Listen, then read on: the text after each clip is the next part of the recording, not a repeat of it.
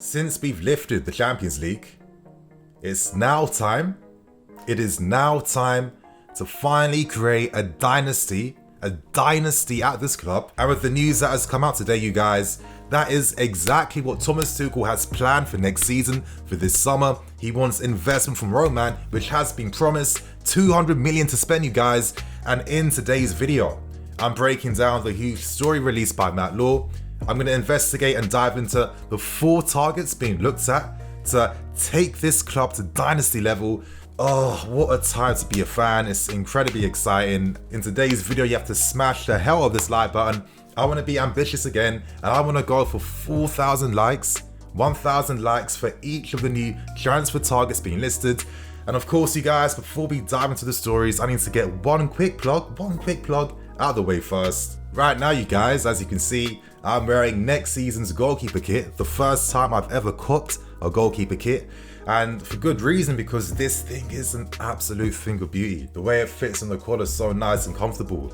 The two-tone style, oh, it's a classic. This is a classic right now. And on top of this, you guys, the club have released a Champions League range of merchandise, ranging from cups, scarves, to hoodies and t-shirts as well. And don't forget, we now have 2 stars on the badge. 2 stars on the badge. If you haven't got the new season kit, now is the time. And of course, you'll find all the affiliate links in the description below. But anyway, you guys, let's get straight back into business. And today, Matt Law released a big article surrounding Tuchel's plans to boost our hopes for next season. Now, Tuchel has had a discussion prior and after the game with Roman Abramovich, with Roman promising investment of up to 200 million to facilitate new signings for the squad for next season. Right now, you guys, we're not a club like Arsenal or Spurs.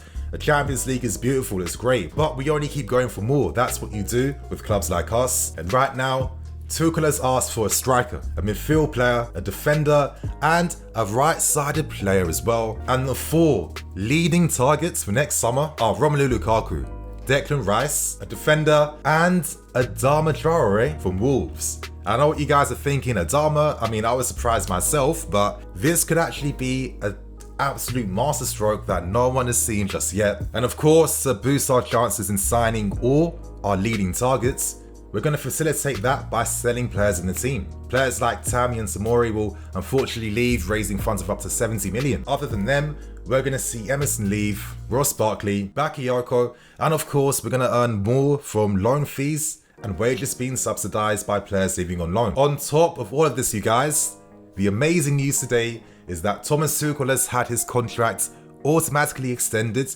due to an existing clause in his contract.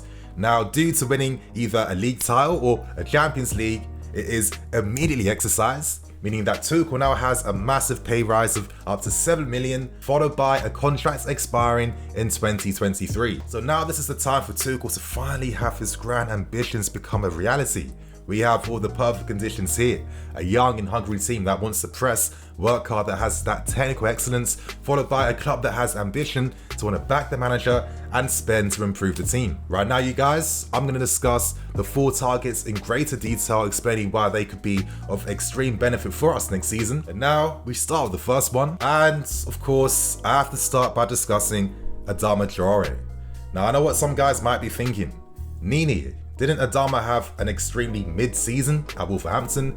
But for me, you guys, I'll keep it real. I don't give 2 Fs. I don't care. Wolves and the way they play is super negative. They don't look to score goals. That inhibits certain players. The reality in the fact that Adama has been caught up by the Spain team for the Euros this summer explains to you exactly why coaches love and see the benefit behind Traore. Now, it's quite safe to say that one of our biggest weaknesses this season, a weakness that Tuchel has not had as much time to work on and to improve upon, is our record against the teams in the lower half of the table that traditionally like to park the bus and play with lower blocks. We've struggled time and time against them, and for me, I think Adama could be an excellent signing for this. I mean, let's break down his game. In modern day football, you don't have to be complete in every single area of your game. As long as you have particular attributes of extreme quality, that's all that matters, because it comes down to how managers like to structure and build tactics and systems. And for me, Traore could be that perfect player for Tuchel. For me, the thing that stands out the most is his, and I'm going to say this, world-class 1v1 ability and world-class dribbling ability. I really think it is of such a high standard in nature that it really elevates him and brings this uniqueness to his game. The way that he runs at full pace with the ball glued perfectly to his feet. He's one of the few players in the league today that can easily skip past an entire team, beating 3, 4, 5 players in a single row to create something on the counter-attack. On top of that, he has, this NFL-style upper body strength, which makes him impossible to get off the ball. And he's one of those players where he steps up in every single big game. And in full force, he literally is unstoppable. Like, you guys, can you imagine bringing on Adama when we're leading a game against a big team? Having him play for the final 30 minutes when the pace and the pitch is opened up. When he's just taking on players for fun, helping create stuff for our new striker for next season. I can see him being utilised and rotated against the small teams where we need to really stretch him and push him out wide. Adama is that guy that can consecutively beat his man. And in games like that, I could easily envision Reece James playing as that right side centre back to allow Adama to play in front of him. Can you just deep how illegal that is? Reece James and Adama is the strongest right hand side in Europe. I mean, physically, of course, you can't beat them. Now, of course, I'd love to see Livramento given an opportunity, but I really feel like the club trusts the academy. And when he gets a few loan moves, there could be places in the team easily. So right now, you guys, I'm fully behind this deal. And now, we move on to the leading striker candidate for this summer, and that is Romelu Lukaku. Now, we know at this point in time, Inter Milan, they need to generate sales to, help their, critical financial situation. Hakimi is close to signing for Paris Saint-Germain for up to 60 million euros. And right now, Inter prefer to sell him or even Lautaro Martinez because they are desperate to keep Lukaku. At this point in time, the new Inter Milan manager Simone Inzaghi has held discussions and talks with the team and the players to talk about his vision for them. One of the visions that Inzaghi has for Lukaku for next season is to play as a lone striker. And straight off the bat, you guys, straight off the bat, even though Lukaku can easily play that role, if you want to see this guy ball out and play to his 10 out of 10 best ability, you need to have guys playing alongside him so Lukaku can play off of them. That's the only reason to do that. And straight off the bat, if I'm Lukaku, I'm saying no to that nonsense. Am I going to be chasing lost causes for the sake of it? And then you're going to sign players like Stefan Radu to help boost the team. Inter are finished. They're done. Lukaku, it's time to come. And of course, right now, the club will do anything they can to make this signing happen. After seeing Timo Werner, even though he had an excellent team game in the Champions League final, after he missed that opportunity in the first 15 minutes, that then became unacceptable, and then instantly, signing a striker is the most important thing we have to do in the summer. Lukaku, this is the perfect time for you now, man, to make your Chelsea dream become a reality, to fill in the footsteps of legends like Didier Drogba, to create your own legacy with this club. And right now, we have the perfect conditions to make that reality happen. We now move on to midfield targets, and they are Declan Rice or Tchouaméni. For me, it has to be either one of these two. Talks of Weigl being linked, I mean, that's a straight no, you guys. That can go right out the window, that can go out the door. We can't sign players who are third, fourth, or fifth choice options anymore. Right now, with what we're doing and the ambition and standards we have, it's only top one or top two. Our top one right now is Declan Rice, and you best believe and imagine that he'd be absolutely devastated that he couldn't be part of the team that lifted the Champions League final. He has many great friends here, great relationship with the club as well, and is highly, highly valued and respected. Now, news I was hearing about maybe West Ham wanting 90 million for Rice, that is premature. I can tell you guys that right now. It will be less than that.